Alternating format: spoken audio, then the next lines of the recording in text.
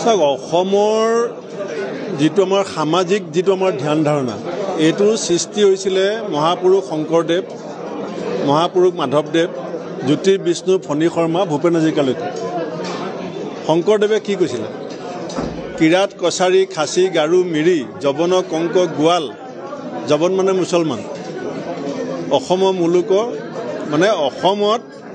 সকলোকে লৈ এখন বৃহত্তৰ অসমৰ যিটো ভেটি চুকাফাই নিৰ্মাণ কৰিছিলে মহাপুৰুষ শংকৰদেৱে মসৃণ কৰিছিলে আৰু য'ত জ্যোতিপ্ৰসাদে কৈছিল যে মই খাচীয়া মই জয়ন্তীয়া মই দফলা বৰকা মই সিংফু ভৈয়ামৰ মিৰি সোৱণশিৰীয়া ডেকা কপালত জ্বলে শতগৌৰ বাবা সাম্য মৈত্ৰীৰ মই ৰণুৱা চাহ বাগিচাৰ মই বনোৱা ন অসমীয়া মমন সিঙীয়া জ্যোতিপ্ৰসাদে কৈ গৈছে এতিয়া আমি বিজেপিয়ে কি ভাবি আছে সেইটো আৰম্ভ হৈছে শ্যামা প্ৰসাদ মুখাৰ্জী আৰু দীনদয়াল উপাধ্যায়ৰ দৰ্শনৰ পৰা বিজেপিৰ যিটো চিন্তা আৰু চেতনা তাক নেতৃত্ব বহন কৰিছিলে শ্যামা প্ৰসাদ মুখাৰ্জী আৰু দীনদয়াল উপাধ্যায় অসমত কংগ্ৰেছে যিটো চেতনাক লৈ পেলাই আগবাঢ়ে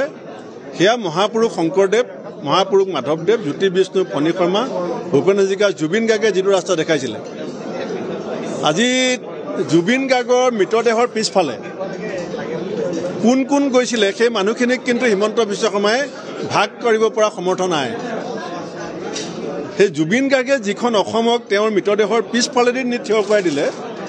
সেইখন অসমক কংগ্ৰেছ দলে প্ৰতিনিধিত্ব কৰে সেয়া হিমন্ত বিশ্ব শৰ্মাই ভাবি উলিয়াব নোৱাৰে আৰু সেইটো ভাবিবলৈ হ'লে বিজেপিত থাকিব নোৱাৰিব সেইটোৱে তেওঁলোকৰ লগত আমাৰ পাৰ্থক্য